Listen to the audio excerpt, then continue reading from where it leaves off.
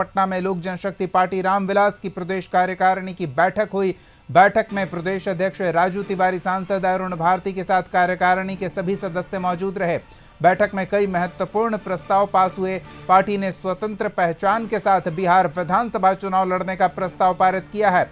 इसके अलावा बहुजन हित समाज में पार्टी के राष्ट्रीय अध्यक्ष चिराग पासवान की सक्रिय भागीदारी और भविष्य की जिम्मेदारी तय की गई। पार्टी की ओर से निजी क्षेत्र के नौकरियों में आरक्षण का प्रस्ताव पारित किया गया। साथ ही रामविलास पासवान को भारत रत्न देने की मांग की गई।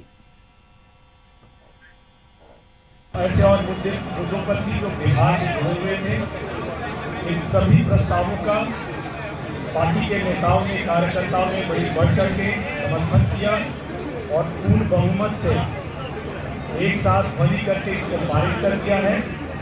इन सारे प्रस्तावों को अलग अलग जिलों में, अलग अलग कार्यकर्ताओं में बिहार में हर जगह प्रसारित किया जाएगा और हमारे जितने भी कार्यकर्ता हैं, हमारे नेता हैं, इन्हीं सारे प्रस्तावों को आगे लेकर के बिहार विधानसभा के चुनावों की तरफ बढ़ेंगे।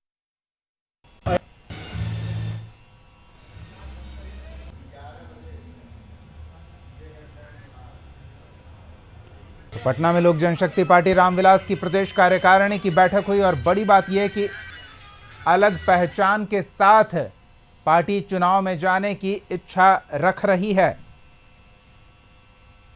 और कार्यकारिणी की बैठक के बाद इस जानकारी को साझा करने के साथ ही बिहार की सियासत में थोड़ी अलग सी गहमागहमी महसूस की जा रही है। सहयोगी अंकिता से पूरी जानकारी लेते हैं। अंकिता, एलजेपीआर कार्यकारिणी की बैठक हुई है, कुछ महत्वपूर्ण प्रस्ताव कार्यकारिणी में पास हुए हैं जिनको लेकर आने वाले दिनों में चुनावी गहमागहमी बढ़ सकती है। क्या कुछ और जानकारी दी जा रही है इस बारे में? जी बिल्कुल, देखिए जिस तरीके से आगामी चुनाव है और उसके दौरान जिस तरीके से लगातार हर पार्टी एक्टिव है, समय समय पर बैठकें हो रही है। कई बार ऐसा हुआ कि एनडीए के सभी घटक दल एक साथ बैठ करके भी काम किए हैं, लेकिन आज जिस तरीके से एलजेपी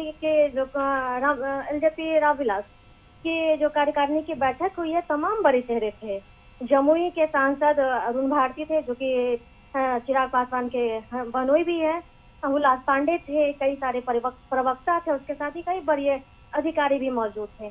सबसे प्रमुख बात ये थी कि चुनाव में स्वतंत्र रूप से चुनाव लड़ने की बातें कही जा रही है। इसके कई सारे मायने भी दीपक निकाले जा सकते हैं। दूसरी बात, आरक्षण को लेकर के भी ये कहा गया है कि प्राइवेटाइजेशन में भी आरक्षण की बातें हो।